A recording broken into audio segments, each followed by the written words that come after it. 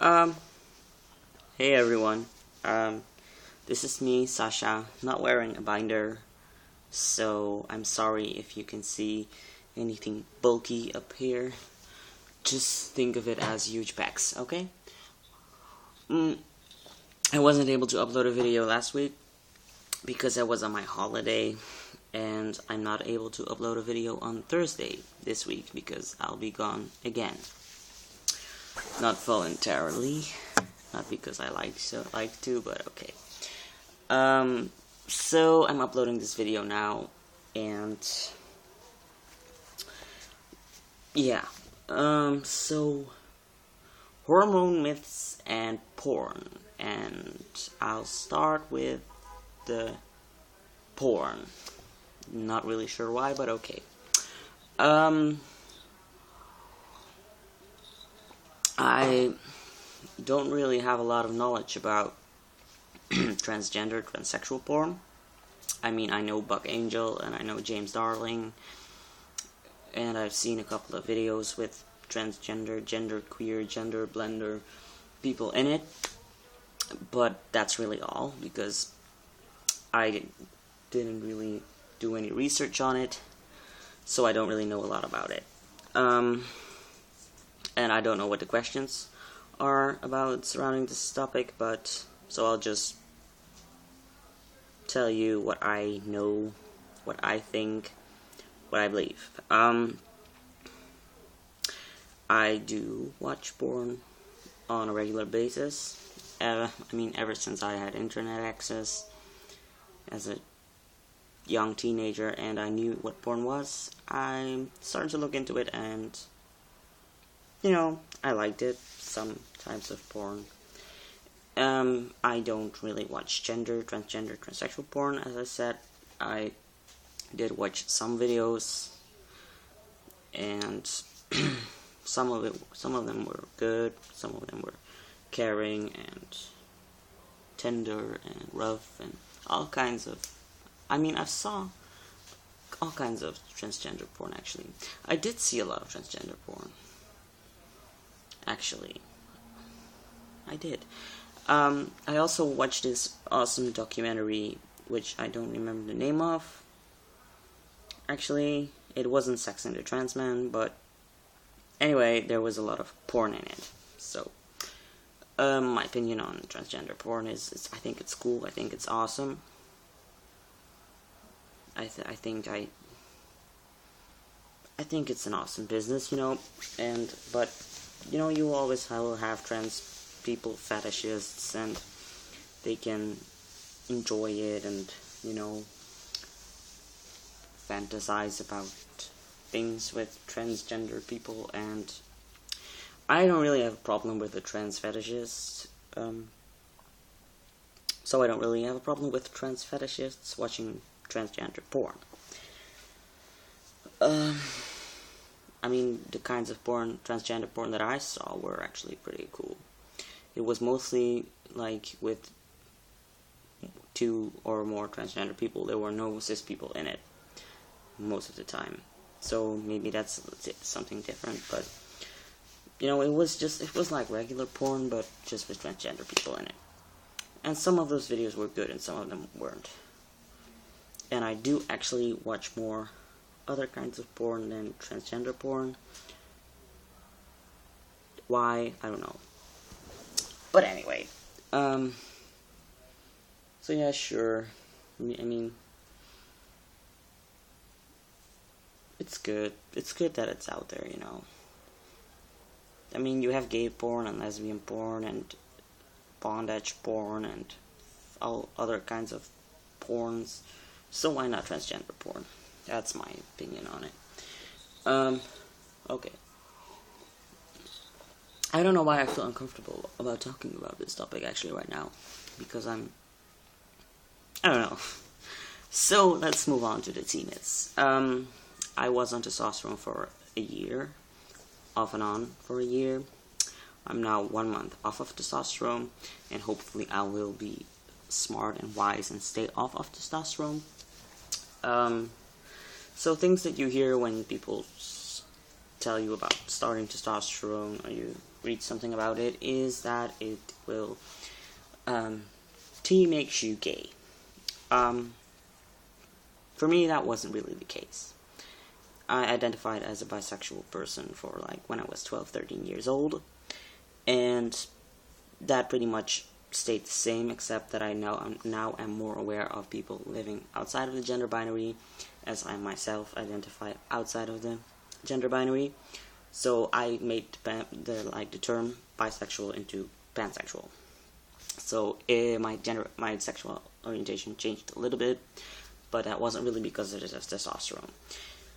I was always romantically more interested in women, still am.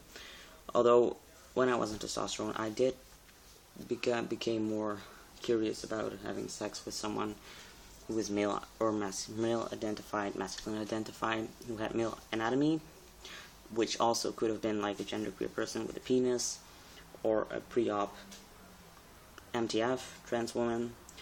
I was very interested in male anatomy, penises. Very curious about that. Still am, by the way, and that's something that happened because of testosterone. But I have heard some stories about when you know at a very young age that you're transgender, you are most likely to be straight later on in life, and when you come out later, or you are aware of your gender identity later in life, there's a bigger chance that you will become like something other than straight. Now, I myself cannot identify as straight or gay, because I don't see myself as male or female. So that's it. T makes you aggressive. T made me more assertive, more, how do you say it? More outspoken. It did make me feel more aggressive. Although I'm not like 100% sure it was about the testosterone.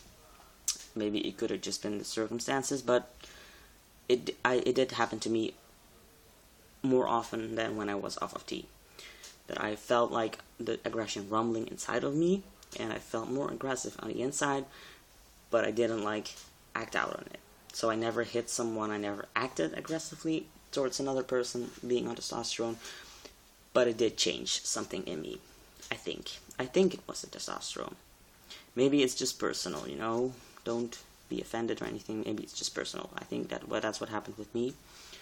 So T makes you emotionless. Yes, I wasn't really able to cry when I was on testosterone. I wasn't as empathetic. I don't know. My emotions, my feelings were a little bit like more flatlined being on testosterone. So that's not really a T myth for me, I think. Although you hear people say it's a T myth, but for me, it did happen. T makes you a douchebag to women. T makes you a little bit of an asshole. Not true. I mean, I was never disrespectful to women, other than they deserved it because they were being bitches to me because of the testosterone. So that is a T myth.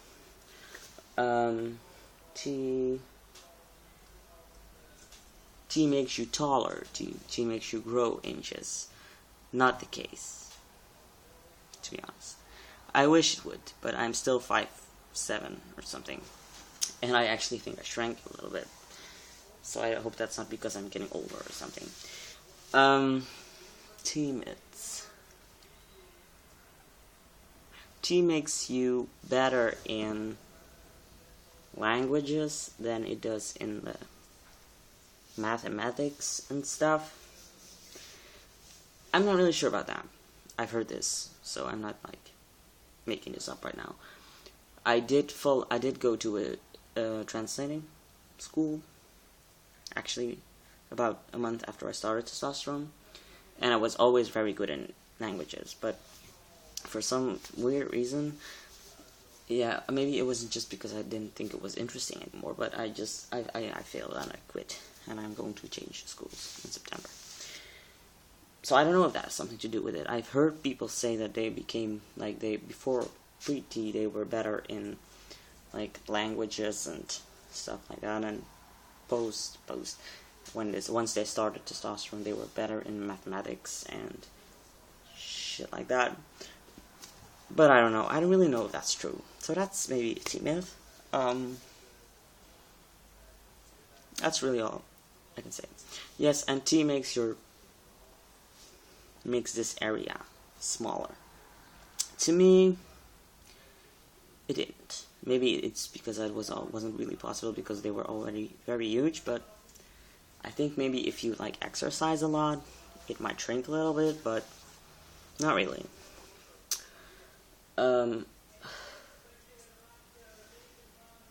Yes, another T myth, although it's not really a T myth, is T makes your junk every person who starts testosterone gets a huge big junk down there. This is not the case, people. I thought that was the case before I started testosterone. I thought that I would, like, this is, by the way, maybe a little bit too much information, or too personal, but I don't really care. T did not make my junk grow like a lot. Actually, nothing. And I heard a lot of people say, oh my god, I have a miniature penis or something. But no, not with everyone. I think that's genetics. So okay, TMI. That's really all I wanted to say, and I'll upload it now, and I hope you can understand a little bit of what I'm saying, and I'm not too rambly, and I'll see you later. Okay, bye.